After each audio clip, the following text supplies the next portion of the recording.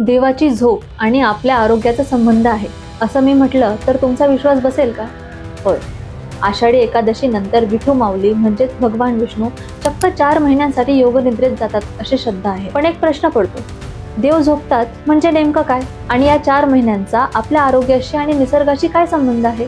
चला या मागचं रहस्य जाणून घेऊया. नमस्कार, मी प्राजक्ता.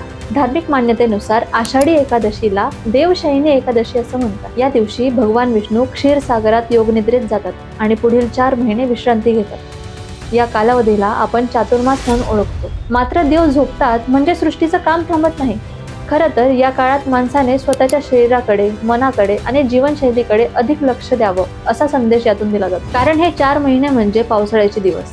या काळात सूर्यप्रकाश कमी असतो, हवेत ओलसरपणा वाढतो आणि आयुर्वेदानुसार शरीराची पाचन शक्ती तुलनेने मंदावते. म्हणूनच आपल्या पूर्वजांनी या काळात काही नियम पाळण्यास सांगितले आहे. जड अन्न कमी खाणं, उपवास करणं, संयम पाळणं, शरीर आणि मन शुद्ध ठेवणं याला विशेष महत्त्व दिलं गेलंय. आणि याच कारणांमुळे चातुर्मासात अनेक जण मांसाहार टाळतात, काही विशिष्ट पदार्थांचं सेवन कमी करतात, लांबचे प्रवास टाळतात आणि ध्यान, जप, नामस्मरण यांसारख्या आध्यात्मिक साधनेकडे वळतात. म्हणजेच देव झोपले ही फक्त धार्मिक कथा नाही, तर माणसाने निसर्गाच्या बदलत्या चक्राशी जुळवून घेण्याचा एक सुंदर संदेश आहे. 4 महिने शरीराला विश्रांती, मनाला शांतता आणि जीवनाला शिस्त देण्याचा हा काळ आहे. आणि मग कार्तिक महिन्यात प्रबोधिनी एकादशी येते. असं मानलं जातं की या दिवशी भगवान विष्णू योगनिद्रेतून जागे होतात आणि त्यासोबतच चातुर्मासाची सांगताही होते.